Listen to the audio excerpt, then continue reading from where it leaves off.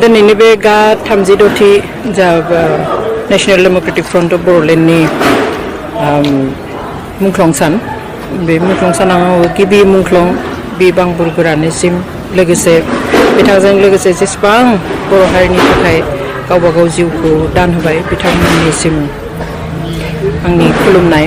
आरो सिबिनायखौ बावहरो आरो आफा इसोरनो आरज खालामो जाहाथे बिथांमोननि जिउमाया आलो गोजोनै थायो जोंखौ जेब्लाबो बोर हरो आरो बिथांमोनजों लोगोसे जायफ्रा दिनैसिम बर'नि थाखाय गोबां नागारसारनानै जोबथेसालिफ्राव दङ आरो गुबुन गुबुन दाब दाब जायगायाव गावनि न'आव जेरावखि थाया मानो हारिनि मुङाव खस्थ' लानानै थाबाय बिथांमोननिसिमबो जोंनि सिबिनाय आरो खुलुमनायखौ बावहरो आं बेखौनो बुंनो हास्थायो जे जायफोरनि न'खरनिफ्राय दिनै बेबादि मुंख्लं जालांबाय बा खस्थ' सहायनो गोनां जाबाय बिथांमोननि न'खरा हारिनि थाखाय सानथ्र'हायै अबदान एबा बिहोमा होलांबाय बेवहाय बिथांमोना गोसोआव बांद्राय दुखु लायालासिनो बिथांमोननि न'खरफोरनिफ्राय जे हारिनि मुङाव एसेबां गिदिर दान होनो हालांबाय बिनि थाखाय गोसोआव जाहाथे गोग्गानाय लायो आरो जों गुबुनफ्राबो जाहाथे बिथांमोनखौ अरायबो मान सन्मान होनो हायो बिथांमोननि मुंखौ गोजौआव दोननानैहाय हारिनि थाखाय खामानि मावलांबाय थानो हायो आं बेखौ हास्थायो गोजोन गोरोबथानि उनाव जि जानांगौमोन होननानै रायजोफ्रा आसा खालामदोंमोन सानदोंमोन जि मोनसिगोन होननानै जाफुंजोबसिगोन होननानै बेखौ जानायखौ नोंथां बुंनाय बादिनो नुवाखै स्पेशली पिस एकर्ड होनोब्ला जों मिन्थियो जे पिस एकर्डआ सोरजों जायो जायफ्रा हाथियार लानानै सोमावसारो बिसोरजोंसो गोजोन गोरोबथा जायो आरो मोनसे कन्डिशनावसो गोरोबथाया फैयो जे दिनैनिफ्राय बेबायदि असान्ति जालिया जोङो सोरखारखौ क'अपारेट खालामगोन गासैबो डेभेलपमेन्ट खामानि गासैबो मोनसे ल' एन्ड अर्डारनि गेजेराव थाना खामानि मावसिगोन बेफोरबायदि मोनसे कन्डिशनावसो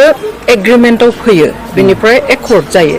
बिनि उनाव दिनै सागानगिरिखौ लाफानानै माखासे बै संगठन जाय संगठननिफ्राय दिनै बे एकर्डआ जाफुंलांबाय बिसोरनि सोद्रोमा एबा दैदेनगिरिफोरखौ जोबथेसालियाव सोना दोननायानो सोमोनांथाव बाथ्रा बुहुमाव बेबादि खुनु नजिर गैया जे मोनसे संगठनजों एकर्ड जानायनि उनाव बै संगठननि मानसिफोरखौ आरो जोबथेसालियाव सोनानै दोनफिननाय बा लाखिबाय थानाय बे खुनु नजिर गैया आरो बेनिख्रुइ बांसिन सोमोनांथावा जाबाय एकर्डनि उनावसो एबा गोरोबथानि उनावसो 2020 मायथाइनि 27 जानुवारिनि उनावसो माखासेखौ जाजमेन्ट होबाय थादों जेरै नियावहाय सानै दिनै NDFBनि जोहोलावफोर दं जाया गोदोनायाव फासिनि अर्डार मोनबाय बेबो एकर्डनि उनाव आरो माने लाइफ सेन्टेन्स मोनदों बेबो एकर्डनि उनाव आरो एकर्डनि उनावनो जेब्ला एपिल खालामफिनदोंमोन CBI केस थानाय डिआर नाब्लाखौ लाफानानै बिथांमोननि सयजननि बिथांमोनखौबो आरो एकर्डनि उनावसो लाइफ इमप्रिजनमेन्ट होफिनबाय थ' हगारनायाथ' आलादा गोदानै जाजमेन्टसो होफिनबाय ओमफ्राय बे दुखुनांथाव आनफर्चुनेट जोंनि थाखाय पलिटिकेलि गासैखौ मावनो हायो सोनोबो हायो दिहुननोबो हायो नंगौ ल' दङ बेयाव जों ओरैनो बुंब्ला नायोब्ला सरासनस्रायै जे गासैबो आयेननि बेंखनाव दङ खिन्थु दिनै जों मिन्थिगौ माने बुंनायाव गाज्रि खोनायो खिन्थु अपेन सिक्रेट जे बेवहाय राजखान्थिनि गोहोमा जोंनि बे हादोरनि जि आयेन खान्थि दङ बेवहाय जोबोद गोहोम गोग्लैहोनो हायो आरो बेजों लोगोसे मुंख्लंफोरनि न'खरफ्रा मोननो गोनां जा 5 लाख रां एक्स ग्रेसिया आरो गोबां सोद्रोमाफोरनि थाखाय जि रिहेबिलिटेसन होनांगौमोन बेफोरबो दिनै जाफुङाखै जादोंब्लाबो माने 50%बो जायाखै बेवहाय बयबो दुखु मोननानै दङ